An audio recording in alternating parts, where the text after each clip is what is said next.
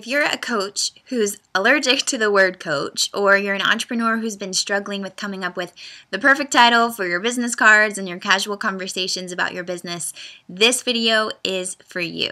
I'm Nikki Elledge Brown, the communication stylist, and today I want to tell you exactly what I tell my clients when they ask, how do I come up with a title? What do I call myself? So I'm going to tell you my analogy. I always have to have a metaphor for coming up with titles. I'm going to tell you the biggest mistake I think people make when they're coming up with the perfect title, and then 3 steps for how you can come up with the perfect title for you. Okay, so let's get started. My metaphor of the week. You know how they say women dress for other women? So for example, when I have a new shirt or necklace or something like that, I'm really wearing it and I'm more excited to see what my best friend and sister-in-law thinks about it than I am to see what my husband thinks about it, because I know she'll get way more excited about it than he will. That's just kind of how it goes. So they say women dress for other women. What I see happening a lot is entrepreneurs picking titles for themselves for other entrepreneurs. So it's like, I'm going to come up with this really cool creative title, and it's really just to like entertain and impress my entrepreneur friends more so than it is to explain what I do to my actual potential clients. And that is a huge, huge mistake, because you're not necessarily, in most cases, so like my clients are entrepreneurs and that works, but in most cases my clients are not serving other entrepreneurs and creative folks. They're serving everyday folks who have real issues, whether it's like weight, parenting, health, wardrobe, whatever the case is. So that's the biggest mistake. Don't make it. Okay, 3 steps for coming up with the perfect title for you. And I use air quotes because perfect is just an ideal, you know. So perfect is whatever works for you right now and helps you get through that conversation and explain what you do and open the door. So step number 1, consider your dream clients. Again, don't come up with a title for everybody over here, your peers. Come up with a title that explains what you do for the people you need to serve, the people who need what you do most. So when people say, but health coach, it's so overused, I'm thinking, dude, I didn't know a health coach. I didn't know a parenting coach, a life coach, a business coach. I didn't know any coaches at all until about 8 months ago when I joined B School and dove into this world of online marketing and entrepreneurs. So to most people in the real world, I know we're all in the real world, but to most people who aren't in this realm, coach is kind of an ambiguous term. Like, that still needs to be defined. So before you start calling yourself a carbohydrate alchemist, consider that even though health coach sounds overused to you, it's kind of a new, exciting concept to your potential dream clients. So consider your dream clients and the terms that they're going to at least be able to relate to and have some kind of reference point. And coach is fine. There's nothing wrong with that. So number 2, brainstorm, and I recommend doing this in 2 parts. 1, brainstorm the plainest terms possible. 2, brainstorm the most creative terms possible. So if you're a business coach is the plainest term possible. And if you're getting creative, then entrepreneurial instigator is pretty creative and sparky and spicy. And maybe, like I said, if you're working with other entrepreneurs, maybe they like that.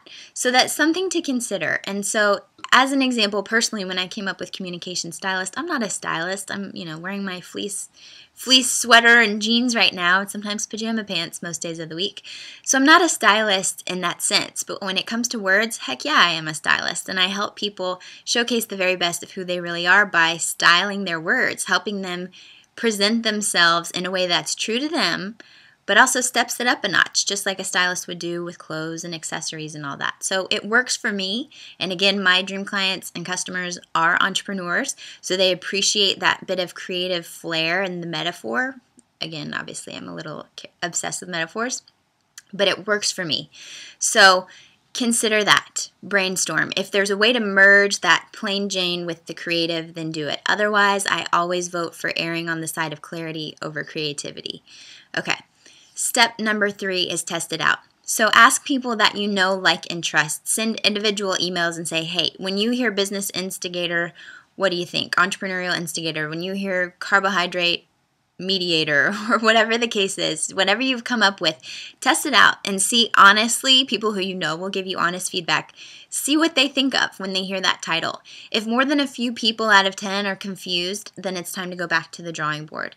And here's the thing, don't feel bad about a straightforward title. Don't feel bad about using the word coach. Again, it may seem overused because you're in a world surrounded by coaches, but they're not. The people who you're trying to serve are probably not. So they're not going to knock you for cool points because to them, it's a new novel title.